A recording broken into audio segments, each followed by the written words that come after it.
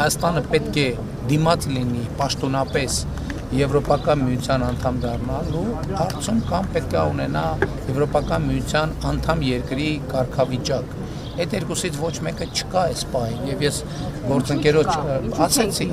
որովհետեւ մենք օբյեկտիվորեն մենք գիտենք, չէ՞ որ մենք պատրաստ չենք այդ կարգավիճակի, մենք դեռ պետք է բարեփոխվենք։ Այսինքն ինչու ենք ուղղակի ձևի համար դիմում աղմուկ աղաղակ անելու համար, մենք հիմա հանդարտ կշարունակենք բարեփոխումների ճանապարհը, երբ որ նաև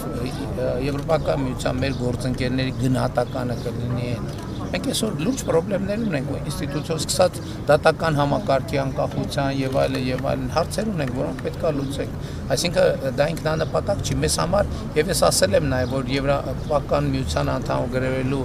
գործընթաց սկսելու մասին օրենքի նախագիծը ես ընկալում եմ նաև մեզ համար լրացուցիչ խթան, որ մենք շարունակենք նույն տեմպով մեր բարեփոխումների օրակարգը եւ գնանք այդ ճանապարհով։ Երբ որ մենք կամ Եմեն է, պարոն Փաշինյան, ստացվում է մենք սպասում ենք միջև պատրաստվենք Եվրամիությանը, հետո դուրս գան ԵԱՏՄ-ից։ Դա ես չեմ կարող որոշել։ Իմ խնդիրն է, որ Հայաստանի ժողովուրդը ունենա այլ ընտրանքներ, Հայաստանի ժողովուրդը իր քվեարկությամբ կորոշի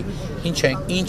ճանապարհով ենք մենք գնում։ Եվ այս առումով ես կարծում եմ, որ օրինակ ես որպես Եվրասիական տնտեսական միության երկրի անդամ եւ բարձրագույն պաշտոնյա Եվրասիական տնտեսական միության, ես կարծում եմ ԵԱՏՄ-ի մեր գործընկերները մի փոքր տակտիկական ճիշտ չեն մոտենում հարցին եւ որոշ հայտարարություններով փոխանակ ԵԱՏՄ-ի համարումը եւ ԵԱՏՄ-ի ընկալումը մեր երկրում Հայաստանում բարձրացրել, ամեն ինչ անում են, որ ԵԱՏՄ-ի ընկալումը մեր երկրում ինչնի։ Այսինքն հետո մարդիկ են չեն որոշելու, ես չեմ որոշելու, դա հնարավոր էլ չի։